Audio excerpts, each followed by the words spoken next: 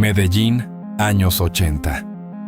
Mientras Pablo Escobar desataba una guerra contra el Estado, dos de sus sicarios se convirtieron en auténticas leyendas del terror, Pinina y el Chopo, temidos incluso dentro del cartel de Medellín.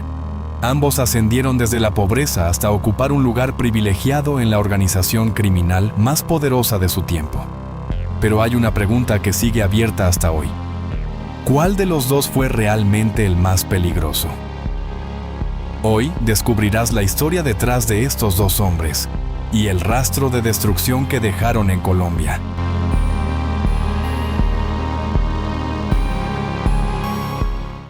Alias Pinina. John Jairo Arias Tascón nació en Medellín en 1961, en el barrio Lovaina, en el seno de una familia de escasos recursos. Su infancia transcurrió entre la pobreza y la violencia cotidiana de las comunas. A los 12 años ya robaba en las calles, a los 14 integraba una pandilla, a los 15 cometió su primer asesinato. La leyenda urbana sobre su ingreso al cartel cuenta que un día, sin saberlo, le robó un radio a un automóvil estacionado que resultó ser propiedad de Pablo Escobar. En lugar de matarlo, el capo, sorprendido por la osadía del joven, decidió reclutarlo. Su apodo, que él mismo detestaba, nació de su rostro aniñado y su voz aguda, que recordaban al personaje infantil interpretado por la actriz argentina Andrea del Boca en la telenovela Papá Corazón. Quienes se burlaban de ese apodo solían pagarlo caro. Arias Tascón hablaba con balas, según describieron quienes lo conocieron de cerca. Pinina ascendió con una rapidez inusual dentro de la jerarquía del cartel de Medellín, hasta convertirse en jefe de sicarios y líder de la banda conocida como Los Priscos. Se le llegó a considerar el quinto hombre en importancia dentro de toda la estructura criminal y el jefe de escoltas personal de Pablo Escobar, encargado incluso de proteger a la esposa e hijos del capo durante sus ausencias. Los crímenes de Pinina. La lista de hechos atribuidos a John Jairo Arias Tascón por las autoridades colombianas es extensa y abarca algunos de los episodios más sangrientos de la historia reciente del país. No se trata de una serie de hechos aislados, sino de una cadena de golpes calculados que, año tras año, fueron escalando la confrontación entre el cartel de Medellín y el Estado colombiano. El primero de esos golpes, y quizás el más determinante, fue el magnicidio del ministro de Justicia Rodrigo Lara Bonilla, ocurrido en abril de 1984. Lara Bonilla había sido uno de los primeros funcionarios en denunciar públicamente los vínculos entre el narcotráfico y la política colombiana, incluyendo señalamientos directos contra el propio Pablo Escobar. Pues aquí existe la impresión de que semanalmente están entrando entre 14 y 15 naves provenientes de Estados Unidos y otros países del mundo que vienen por droga a Colombia. Su asesinato, ejecutado desde una motocicleta en el norte de Bogotá, sobre la calle 127, no solo eliminó a un adversario político, marcó el inicio formal de la guerra abierta entre el narcotráfico y el Estado, un conflicto que se prolongaría durante casi una década y que costaría miles de vidas. 2 años más tarde, en 1986, Pinina fue señalado como responsable del asesinato del director del periódico El Espectador, Guillermo Cano Izaza. Un golpe directo contra la libertad de prensa que buscaba silenciar las denuncias periodísticas contra el narcotráfico. Ese mismo año se le atribuyó también el atentado contra el magistrado de la Corte Suprema de Justicia, Hernando Vaquero Borda, y el asesinato del coronel Jaime Ramírez Gómez, oficial que lideraba la lucha antinarcóticos y que había encabezado la destrucción de varios laboratorios de procesamiento de cocaína pertenecientes al cartel. Estos 3 hechos, ocurridos en un mismo año, consolidaron la fama de Pinina como el ejecutor preferido de Escobar para los golpes de mayor sensibilidad institucional: prensa, justicia y fuerza pública, los 3 pilares que el capo consideraba enemigos directos de su proyecto criminal. En 1988, la violencia escaló nuevamente con el homicidio del procurador general Carlos Mauro Hoyos, secuestrado en la ciudad de Medellín y asesinado poco después. Un crimen que generó una fuerte conmoción nacional por tratarse de uno de los funcionarios de mayor rango del país. Un año después, en 1989, la ofensiva del cartel alcanzó su punto más intenso, y con ella la participación de Pinina en varios de los hechos más recordados de la historia criminal colombiana. El asesinato del gobernador de Antioquia, Antonio Roldán Betancur, y el del coronel de la policía Valdemar Franklin Quintero, ambos ocurridos ese mismo año como parte de la ofensiva contra las autoridades regionales, que se negaban a ceder ante las presiones del narcotráfico. Ese mismo 1989 fue, sin duda, el año más letal de la trayectoria de Pinina. En diciembre, se le atribuyó la organización del atentado contra el edificio del DAS, Departamento Administrativo de Seguridad, un ataque con explosivos que dejó decenas de muertos y cientos de heridos en pleno centro de Bogotá, y que buscaba golpear directamente a los organismos de inteligencia del Estado. Apenas unos días antes, el 27 de noviembre de 1989, se le señaló también como uno de los responsables del atentado contra el vuelo 203 de la aerolínea Avianca, un avión comercial que estalló en pleno vuelo con una bomba colocada a bordo, matando a las 110 personas que se encontraban en la aeronave, entre ellas 2 ciudadanos estadounidenses. El atentado, dirigido presuntamente contra un candidato presidencial que finalmente no abordó el vuelo, se convirtió en uno de los actos de terrorismo más recordados y condenados de la historia de Colombia. A esa misma ofensiva de 1989 se le vinculó también con el magnicidio del candidato presidencial Luis Carlos Galán Sarmiento, asesinado en agosto de ese año durante un acto público en el municipio de Soacha, un crimen que marcó profundamente la memoria política del país y que continúa siendo investigado y debatido hasta la actualidad.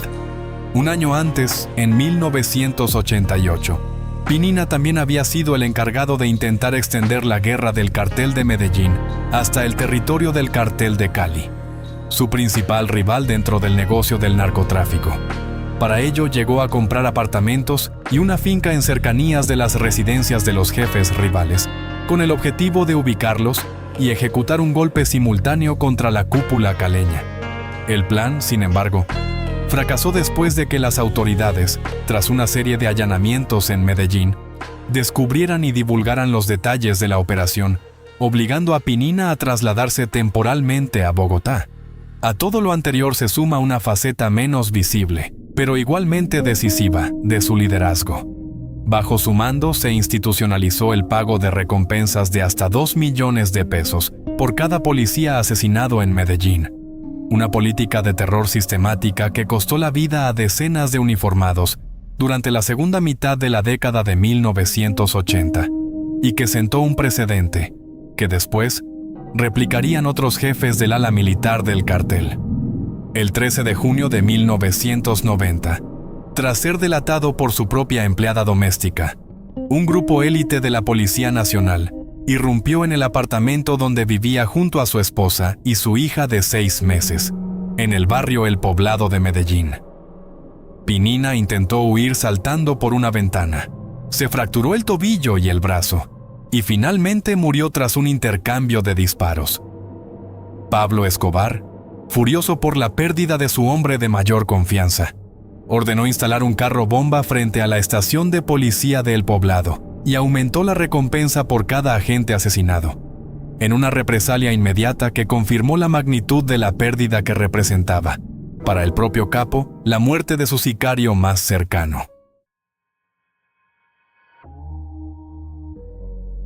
Alias El Chopo. Mario Alberto Castaño. Molina nació en el municipio de Itagüí, Antioquia, el 28 de enero de 1953. A diferencia de Pinina, que llegó al mundo criminal por la vía de la delincuencia callejera desde la infancia, Castaño Molina trabajó primero como mesero en un hotel de Medellín.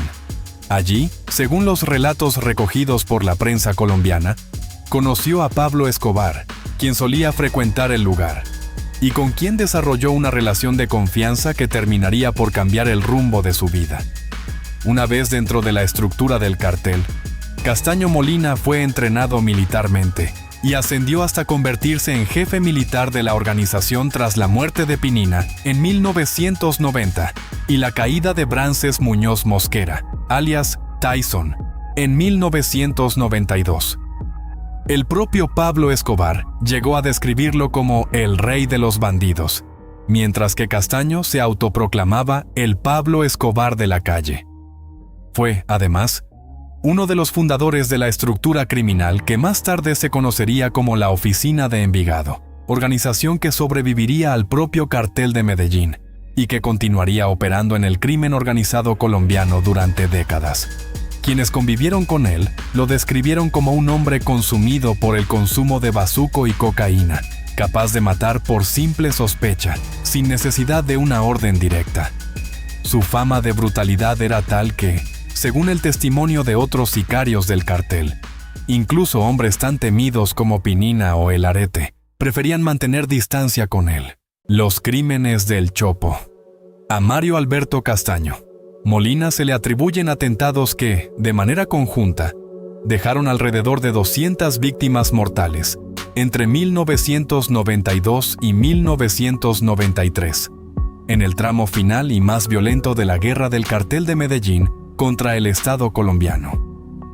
A diferencia de la etapa de Pinina, marcada por magnicidios de alto perfil político, la etapa de El Chopo coincidió con el momento más caótico y desesperado de la organización. Pablo Escobar ya estaba prófugo tras su fuga de la cárcel. La Catedral, el bloque de búsqueda cercaba cada vez con más fuerza a sus hombres, y dentro del propio cartel comenzaban a aflorar traiciones y fracturas internas que El Chopo se encargó de resolver a sangre y fuego. Uno de los ejes centrales de su liderazgo fue la coordinación de la ola de asesinatos de policías en Medellín, bajo el mismo esquema de recompensas económicas que ya había implementado Pinina años atrás. Bajo su mando, esa política de terror no solo se mantuvo, sino que se intensificó. Se calcula que, solo durante su periodo al frente del ala militar del cartel, decenas de uniformados fueron asesinados en las calles de Medellín como parte de una represalia sistemática contra la Policía Nacional y sus operativos de persecución. Cada muerte de un agente representaba, además de una baja para el Estado, un pago en efectivo para el sicario o la banda que lo hubiera ejecutado, lo que convirtió a la capital antioqueña en un escenario de cacería permanente contra los propios uniformados. Otro de los pilares de su poder fue su papel como comandante de la estructura de sicarios conocida como La Oficina, un entramado organizado que se encargaba de ejecutar, coordinar y cobrar asesinatos por encargo en toda la ciudad de Medellín. Esta estructura, que Castaño Molina ayudó a consolidar, no desapareció con su muerte. Se transformaría, años después, en la conocida Oficina de Envigado, una de las organizaciones criminales más longevas y adaptables del crimen organizado colombiano, capaz de sobrevivir a la caída de distintos capos y de reinventarse bajo nuevos liderazgos durante las décadas siguientes. Uno de los episodios más recordados y sangrientos atribuidos a El Chopo es la masacre de los hermanos Fernando Galeano y Gerardo Kiko Moncada, antiguos socios financieros de Pablo Escobar dentro del Cartel de Medellín. Ambos fueron acusados de guardar dinero del cartel sin reportarlo debidamente y de mantener contactos sospechosos que Escobar interpretó como una posible traición. La ejecución de ambos hombres ocurrió, de manera insólita, dentro de la propia prisión de la Catedral, la cárcel de lujo que el Estado colombiano había construido para recluir a Escobar tras su entrega, y que en la práctica funcionaba como un cuartel general, desde el cual el capo seguía dirigiendo su organización. Las autoridades y los biógrafos del cartel coinciden en señalar que este episodio, ocurrido en 1992, fue uno de los detonantes decisivos de la fractura interna que aceleraría la caída del propio Escobar, ya que generó un profundo temor entre otros socios y colaboradores, muchos de los cuales optaron por colaborar con la justicia o formar el grupo rival conocido como Los Pepes, perseguidos por Pablo Escobar. Relacionado con ese mismo episodio, El Chopo participó también en el robo de una caleta, es decir, un escondite de dinero en efectivo perteneciente a Fernando Galeano, operación que ejecutó junto al sicario John Jairo Posada, alias El Tití.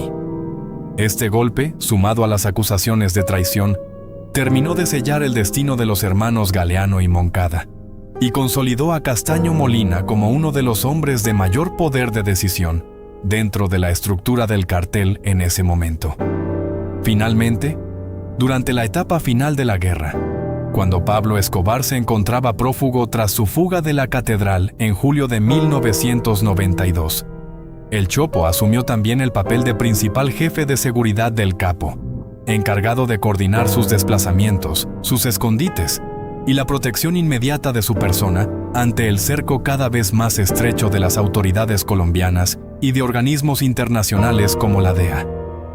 Esta cercanía directa con Escobar en sus meses más vulnerables reforzó aún más su estatus como el hombre de mayor confianza del capo tras la muerte de Pinina y la caída de Tyson.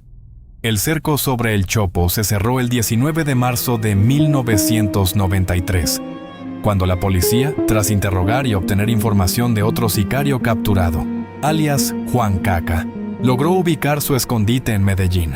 Un grupo de agentes de élite ingresó de manera silenciosa al edificio donde se ocultaba Castaño Molina, quien, al advertir la presencia de los uniformados, tomó una pistola que mantenía junto a su cama y salió disparando hacia el pasillo.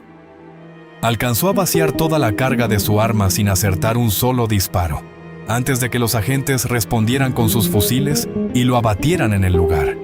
Se calcula que recibió alrededor de 48 impactos de bala, un número que da cuenta de la magnitud del operativo y del nivel de riesgo que las autoridades atribuían a su captura con vida.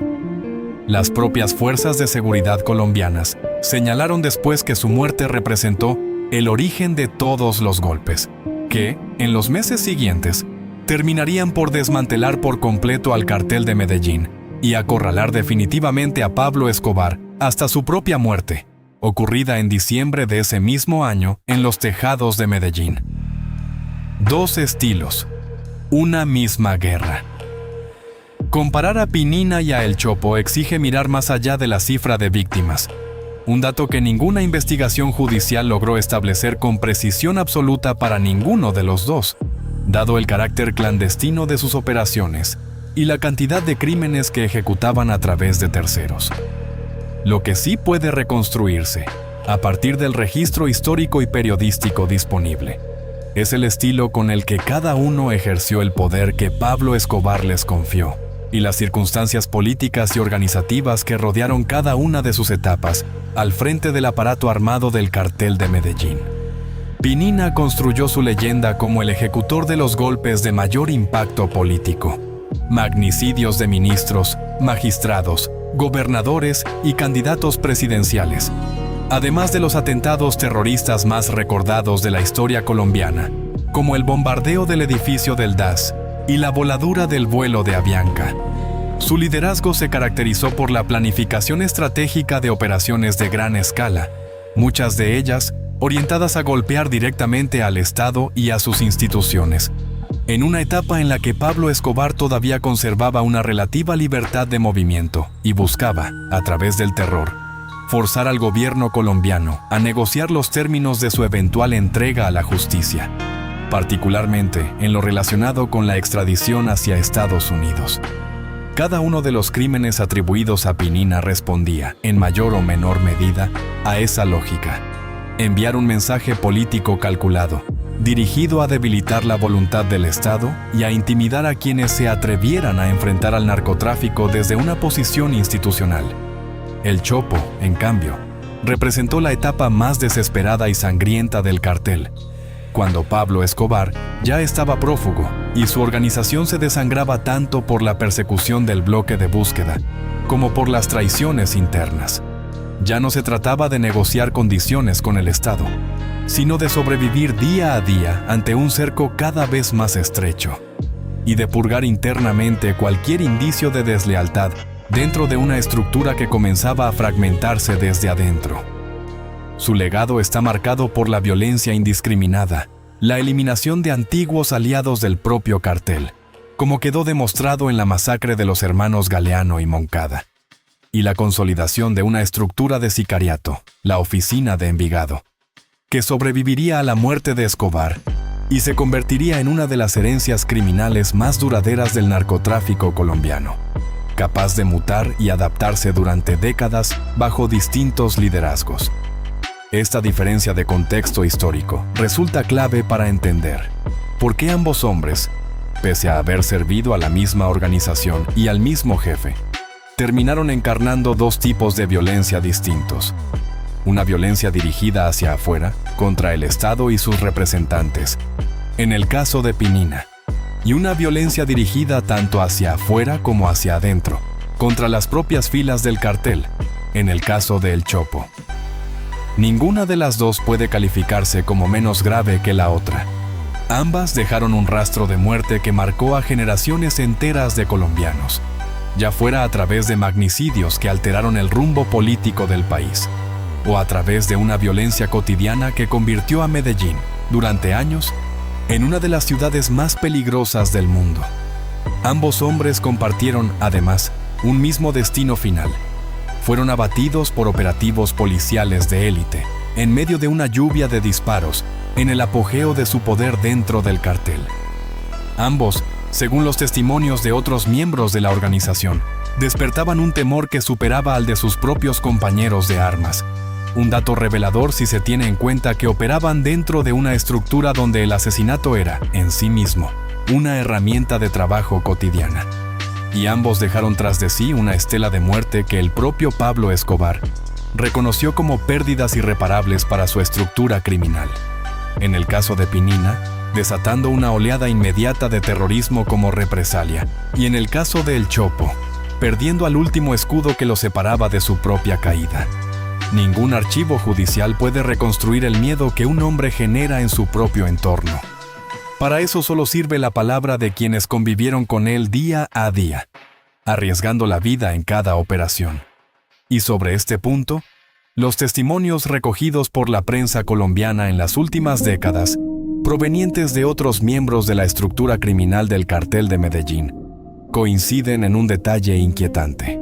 Dentro de esa jauría de pistoleros, como la definió el cronista Alonso Salazar, El Chopo era percibido como una fuerza distinta, casi incontrolable. Uno de los sicarios más mediáticos del cartel, ya fallecido, llegó a describirlo como otro dios, un hombre muy violento que fumaba bazuco e inhalaba cocaína, y que podía matar a cualquiera que le dijera algo que no le gustara. El mismo testimonio reveló que otros sicarios temidos dentro de la organización, como El Arete, también le temían, e incluso relató un intento de El Chopo por asesinarlo. Pinina, por su parte, según ese mismo relato, no lo podía ni ver. Una frase que sugiere que incluso entre los hombres más letales del cartel existían jerarquías informales de miedo y desconfianza. Pinina, en cambio, es recordado en las crónicas y en los testimonios de la propia familia de Pablo Escobar como un hombre de una lealtad excepcional, capaz de conjugar una vida familiar aparentemente tranquila. Su esposa y su hija pequeña estaban presentes la madrugada de su muerte, con una capacidad de violencia que lo convirtió en el ejecutor de algunos de los golpes más resonantes de la historia criminal de Colombia. La viuda de Pablo Escobar, en su libro de memorias, recordó el día de la muerte de Pinina como un golpe devastador para toda la estructura del capo, casi comparable, según las propias fuerzas de seguridad del Estado, a la caída del propio Escobar. Esta diferencia de percepción es clave para entender por qué, más de 3 décadas después, la comparación entre ambos sigue generando debate.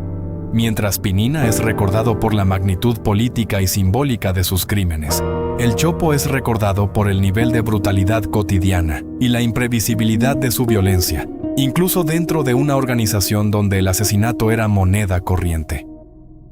Otro elemento que separa las trayectorias de ambos hombres es lo que dejaron detrás tras su muerte.